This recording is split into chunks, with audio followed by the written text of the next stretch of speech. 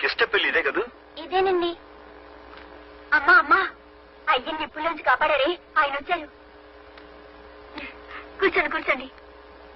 మా అమ్మ ఇప్పుడు మీ గురించి చెప్తూ ఉంటది. అలాగా? అమ్మా నువ్వు బయటికి రామ్మా. ముందు నువ్వు లోపలికి రాయే. నువ్వే రామ్మా. అబ్బబ్బబ్బబ్బబ్బా, ముందు నువ్వే లోపలికి రాయే. ఏది మగవా? సరే.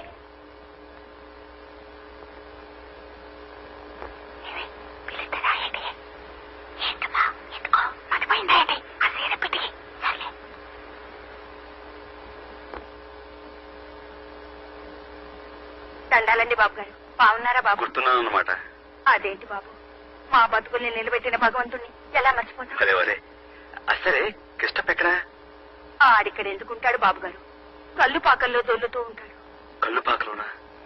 అదేంటి, ఇంత ప్రమాదం జరిగిన తర్వాత కూడా తను ఇంకా తాగుడు మానలేదా? ఎంత ప్రమాదం జరిగినా ఇంకా బతికే ఉన్నాడు కదండి. మరి సచ్చేదాకా తాగాలి కదండి. అర్ధరాత్రి ఇంటికి వస్తాడు.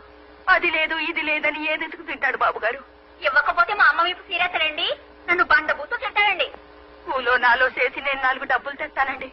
నేను కూడండి మయమోహన్ పడేస్తానండి. నువ్వు ఊరుకోయే. అదేంటి, అమ్మాయి లోపలనే మాట్లాడుతుంది? రామ్మా, బయటిరా.